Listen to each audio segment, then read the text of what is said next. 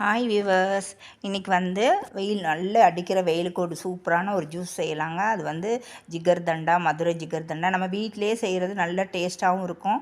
அடிக்கிற வெயிலுக்கு கண்டிப்பாக எல்லாருக்கும் ஜில்லுன்னு குடிக்க தோணும். வாங்க செய்யலாம் எப்படின்னு சொல்லி பார்க்கலாம். ஃபஸ்ட்டு நான் 1 லிட்டர் பால் எடுத்திருக்கேங்க. நல்ல திக்கு பாலாக எடுத்துருக்கிறேன். இதை வந்து நம்ம பால்கோவா மாதிரி கொஞ்சம் பால்கோவாவோட கொஞ்சம் லைட்டாக மீடியமாக நம்ம எடுத்துக்கிறணும். இதில் தான் அந்த டேஸ்ட் நமக்கு கிடைக்கிறது. 2 பேக்கெட்டு நான் ஊற்றிட்டேன் பாருங்கள், 1 லிட்ரு. இது வந்து எப்படியுமே ஒரு 1/2 ஹவர் ஆகும் ஆனால் செஞ்சு முடிக்கிறதுக்கு. ஆனால் டேஸ்ட்டு நல்லாயிருக்கும்.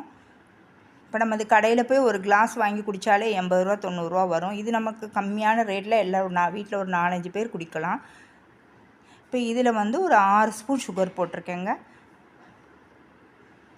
இப்போ இது நல்லா மிக்ஸ் பண்ணி விட்டுறலாம். 6 ஸ்பூன் போதும். நம்ம ஏற்கனவே திரும்ப நம்ம சுகர் சேர்த்துக்குருவோம். இப்போ பாருங்கள், இந்த பாலாடையெல்லாம் வந்தோன்னே கொஞ்சம் கொஞ்சமாக நம்ம லைட்டாக மிக்ஸ் பண்ணி சைடில் தள்ளிக்கிட்டே இருக்கணும். அந்த பாலாடை அப்படியே முழுசாக இருந்தால் இன்னும் டேஸ்ட்டாக இருக்கும். அந்த மாதிரி கண்டிப்பாக நம்மளால் எடுக்க முடியாது. முடிஞ்சாலும் நம்ம ட்ரை பண்ணலாம்.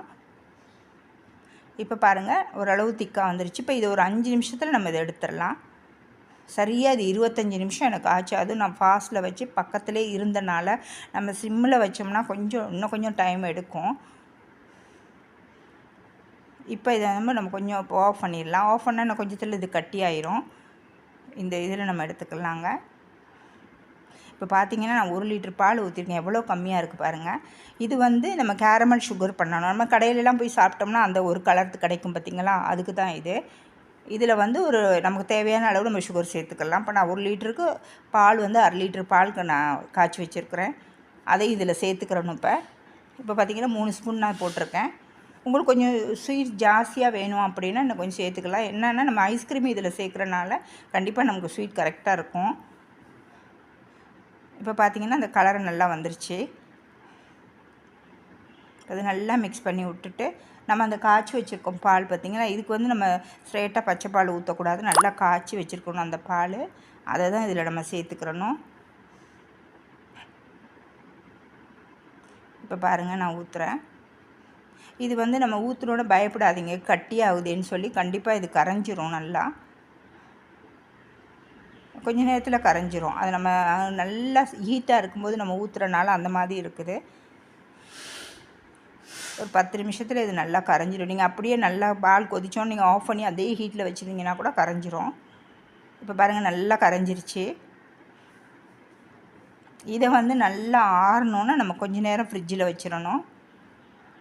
நான் ஃப்ரிட்ஜில் வச்சுட்டேன் பாலும். இப்போ பாருங்கள், இந்த பால்கோவா எப்படி இருக்குன்னு பாருங்கள். நான் எடுத்ததுக்கும் இப்போ எப்படி இருக்குன்னு பாருங்கள்.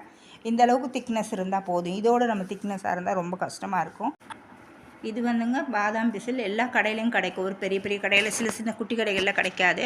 இது வந்து 100 கிராம் 25 ரூபாங்க. இதில் ஒரு 10 பீஸு உங்களுக்கு எவ்வளோ மில்க் எத்தனை பேர் குடிக்கிறீங்களோ அந்த அளவுக்கு நீங்கள் போட்டு தண்ணியில் நல்லா ஊற வச்சுருங்க ஒரு 1 ஹவர்.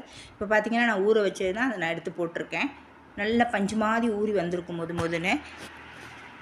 ஃபஸ்ட்டு கிளாஸில் போட்டுட்டு அதுக்கப்புறம் அந்த பால் கட்டி பண்ணி வச்சுருக்கோம் பார்த்திங்கன்னா பால்கோவா, அது 1 ஸ்பூன் போட்டுக்கோங்க. திரும்ப 1 ஸ்பூன் ஐஸ்கிரீம் போட்டுக்கலாம். இப்போ வந்து நான் அந்த பால் வந்து கேரமல் சுகர் பண்ணி உள்ளே ஃப்ரிட்ஜில் வச்சுருந்தேன் பார்த்திங்களா, அது இதில் நான் ஊற்றியிருக்கேன். நல்லா ஒரு மிக்ஸ் பண்ணிவிட்டு இன்னும் கொஞ்சம் மேலே வச்சுக்கலாம் பால்கோவா. நமக்கு வேணும்னா இன்னும் கொஞ்சம் ஐஸ்கிரீம் கூட போட்டுக்கலாம். எனக்கு இது போதும்னு தோணுச்சு. இப்போ பார்த்தீங்கன்னா ஜிகர்தண்டா ரெடி ஆயிடுச்சு. இந்த வெயில் காலத்துக்கு சூப்பரான ஒரு ஜிகர்தண்டா நீங்களும் செஞ்சு பார்த்து சாப்பிட்டு குடிச்சு பாருங்கள். வீடியோட எண்டுக்கு வந்தாச்சுங்க. தேங்க்ஸ் ஃபார் வாட்சிங். லைக் பண்ணுங்கள், ஷேர் பண்ணுங்கள், கீழே உள்ள பெல் பட்டனை